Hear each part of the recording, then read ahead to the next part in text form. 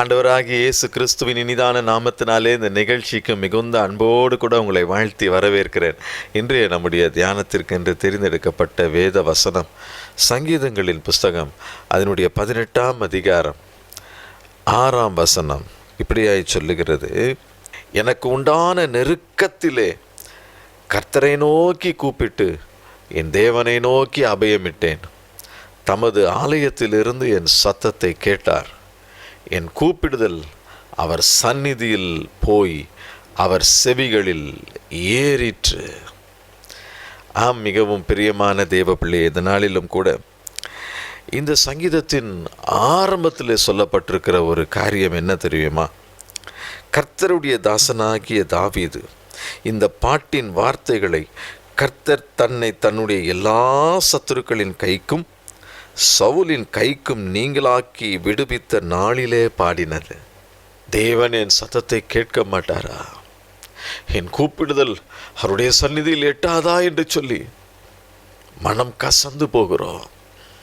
ஆனால் தாவீது ராஜாவினுடைய அனுபவம் அதுதான் இன்றைக்கு நமக்கும். அந்த நெருக்கத்திலிருந்து கர்த்தரை நோக்கி கூப்பிட்டிருக்கிறார், அலறி இருக்கிறார். ஆண்டவர் என்ன செய்திருக்கிறார்? தாவீதினுடைய அலறல் தேவனுடைய சத்தத்திற்கு அவருடைய சந்நிதியில் போய் அவருடைய செவிகளில் ஏறிற்று என்று சொல்லி நாம் பார்க்கிறோம்.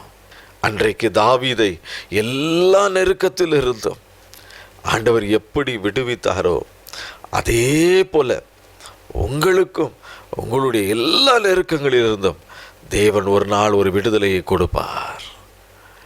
உங்களை தூக்கி எடுப்பார், உங்களை தூக்கி எடுப்பார், நிலை நிறுத்துவார், ஆசீர்வதித்து உயர்த்தி அவர் நாமத்தை மகிமைப்படுத்தும்படி செய்வார். தாவீதை எல்லா நெருக்கத்திலிருந்தும் தூக்கி எடுத்து தேசத்திற்கு ராஜாவாய் கொண்டு வந்து சேர்த்த ஆண்டவர் உங்களையும் அப்படியே எல்லா நெருக்கத்திலிருந்தும் தூக்கி எடுத்து உங்களை உயர்த்தி ஆசீர்வதிக்க விரும்புகிறார். நம் தேவன் நெருக்கத்திலிருந்து நாம் ஏறெடுக்கிற ஜெபங்களை கேட்கிற தேவனாயிருக்கிறார். மனாசே என்ற ஒரு மனிதனை குறித்து நாம் வேதத்திலே பார்க்கிறோம். 2 நாளாகமங்களின் புஸ்தகம் 33ஆம் அதிகாரம் 12ஆம் வசனத்தில் நாம் பார்க்கிறோம். அந்த மனாசே சிறுவனாய் இருக்கும் பொழுதே ராஜாவாக்கப்பட்டான். ஆனால் அவனுடைய வாழ்க்கையிலே தேவனுக்கு பிரியமில்லாத காரியங்கள் எல்லாம் செய்கிறான். ஆண்டவர் அருவருக்கிற, ஆண்டவர் வெறுக்கிற, அவர் விரும்பாத கிரியைகளை செய்கிறான். அப்பொழுது ஆண்டவர் என்ன செய்கிறார்? 2 நாளாகமங்களின் புஸ்தகம் 33ஆம் அதிகாரம் 10ஆம் வசனத்திலே பார்க்கிறோம். கர்த்தர் மனாசையோடும் அவனுடைய ஜனத்தோடும் ஆண்டவர் பேசுகிறார். அப்பா, நீ செய்கிற தப்பு, நீ போகிற பாதை ஒரு தவறான பாதை, இது எனக்கு பிரியமில்லாத காரியம், நான் அருவருக்கிற காரியம் என்று சொல்லி ஆண்டவர் அவனோடு கூட பேசுகிறார். அவர் அப்படி பேசின போதும் அவர்கள் அதை கவனிக்காதே போனார்கள். ஆண்டவருடைய வார்த்தையை கண்டுக்காம போயிட்டாங்க. இதுதான் உண்மையான காரியம். மனாசேனுடைய வாழ்க்கையிலே தேவன் ஒரு நெருக்கத்தை அனுமதித்தார் என்று சொல்லி நாம் 12ஆம் வசனத்திலே பார்க்கிறோம்.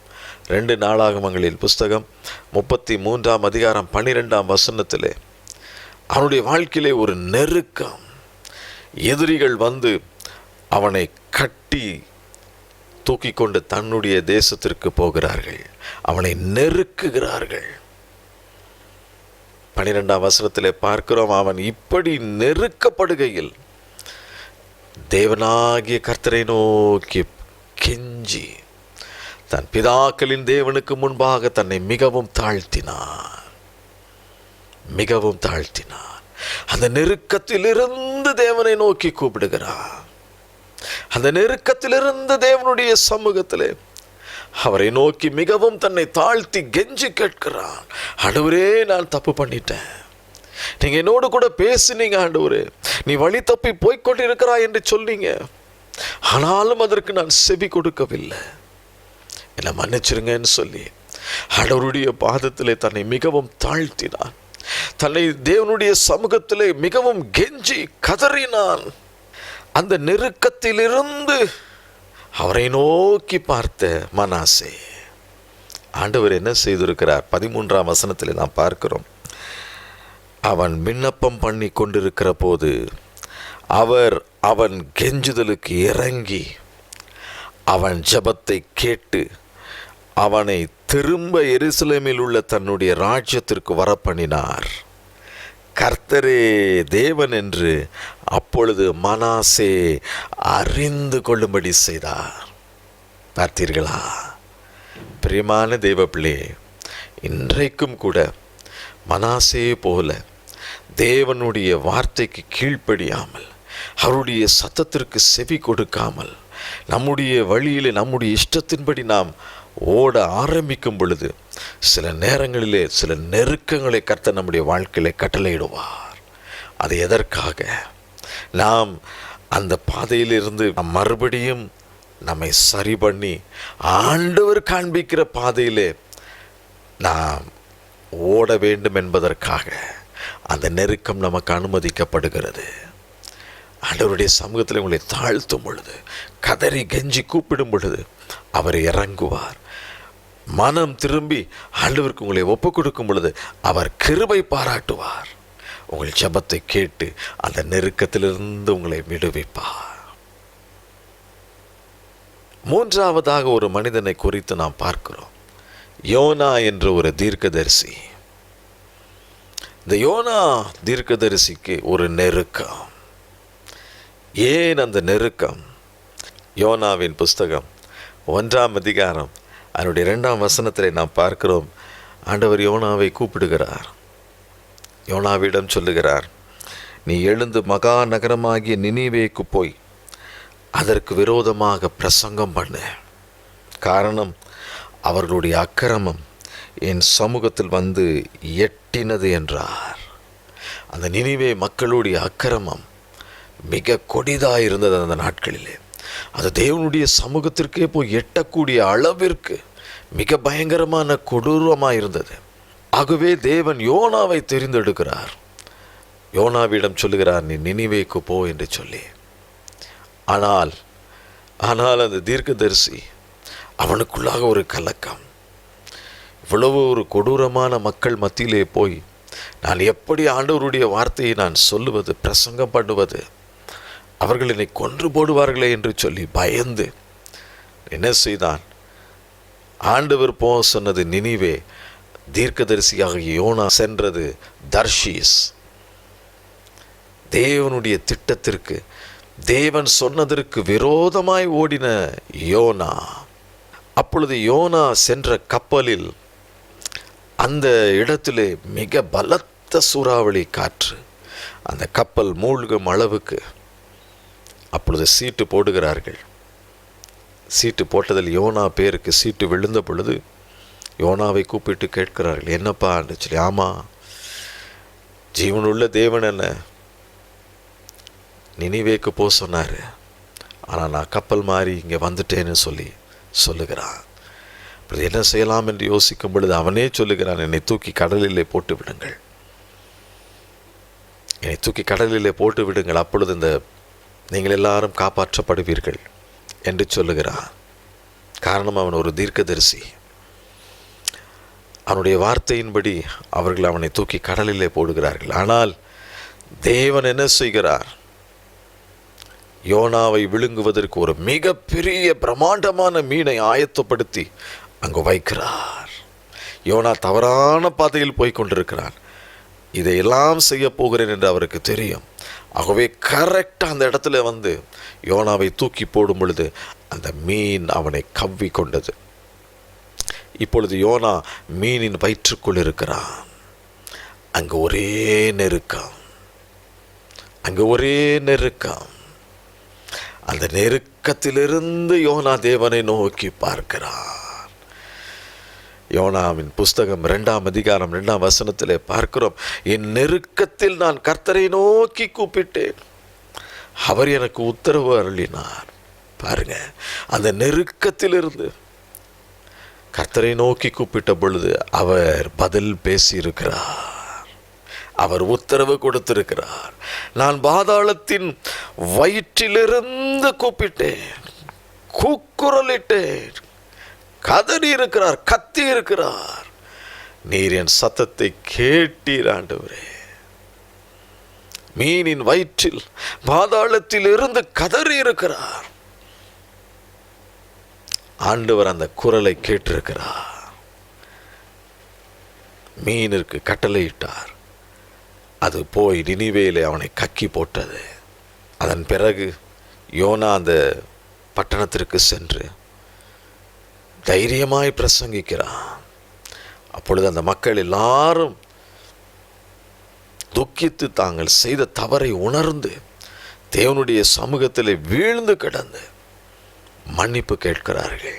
யோனா அந்த நகரத்திற்கு விரோதமாய், அவர்கள் செய்கிற பாவங்களுக்கு விரோதமாய் பிரசங்கித்து விட்டு அந்த நகரத்திலிருந்து புறப்பட்டு நகரத்துக்கு கிழக்கே போய் அங்கே தனக்கு ஒரு குடிசையை போட்டு நகரத்திற்கு சம்பவிக்க போகிறதை தான் பார்க்கும் மட்டும் அதன் கீழ் நிழலில் உட்கார்ந்திருந்தான். யோனாவுடைய தலையில் நிழல் உண்டாகும்படி தேவன் அங்கு ஒரு ஆமணக்கு செடியை கட்டளையிட்டார். யோனாவின் புஸ்தகம் 4ஆம் அதிகாரம் 7ஆம் வசனத்திலே பார்க்கிறோம். மறுநாளிலோ கிழக்கு வெளுக்கும் நேரத்தில் தேவன் ஒரு பூச்சியை கட்டளையிட்டார். அது ஆமணக்கு செடியை அரித்து போட்டது. அதனால் அது காய்ந்து போயிற்று. யோனாவின் மேல் வெயில் படுகிறதினால் அவர் மனம் உடைந்து போனார். அப்பொழுது தேவன் யோனாவை நோக்கி, நீ இந்த ஆமணக்கு நிமித்தம் எரிச்சலாயிருக்கிறது நல்லதோ என்றார். அது மட்டுமல்ல, சொல்லிவிட்டு ஆண்டவர் சொல்லுகிறார், நீ பிரயாசப்படாததும் நீ வளர்க்காததும் ஒரு ராத்திரியிலே முளைத்தும் ஒரு ராத்திரியிலே அழிந்து போனதுமான ஆமணக்குக்காக பரிதபிக்கிறாயே.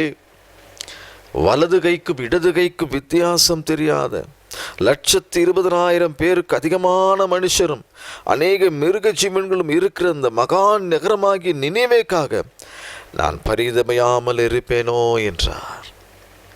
பார்த்தீர்களா, ஆண்டவர் எதற்காக யோனாவை நினிவேக்கு அனுப்புகிறார்? அந்த மக்கள் அக்கிரமம் செய்கிறார்கள், ஆனால் அவர்கள் மனம் திரும்ப வேண்டும் என்று சொல்லி அவர்களுக்காக பரிதபிக்கிற தேவனாய் இருந்திருக்கிறார். இன்றைக்கும் நம்மை சுற்றி இருக்கக்கூடிய கணக்கற்ற மக்களுடைய வாழ்க்கையில் பாவம் நிறைந்திருக்கிறது, எங்கும் அநியாயம் அக்கிரமம் நிறைந்திருக்கிறது. நம்மை அவர்களுக்கு முன்பதாய் சாட்சியாக நிறுத்தி இருக்கிறார். ஆண்டவருடைய ரட்சிப்பை சுவிசேஷமாய் அறிவிக்கும்படி வைத்திருக்கிறார். ஒரு யோனாவை போல நம்மை வைத்திருக்கிறார்.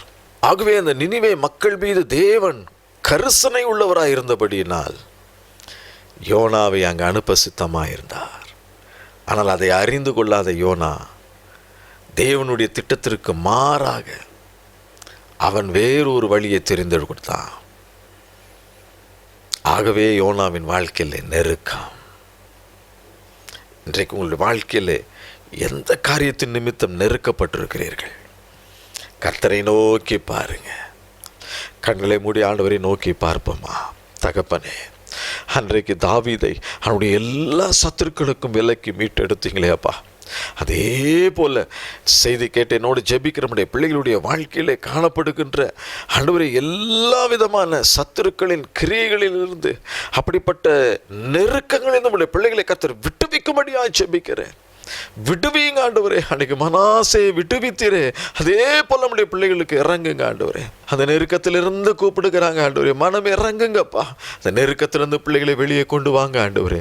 நம்முடைய கரத்தில் ஒப்பு கொடுக்குறோம். தொடர்ந்து காத்துக்கொள்ளும் வழி நடத்தும் இயேசுவின் நாமத்தில் கேட்கிறோம் பிதாவே, ஆமென். கர்த்தர் தாமே உங்களை ஆசீர்வதிப்பாராக. ஆமென்.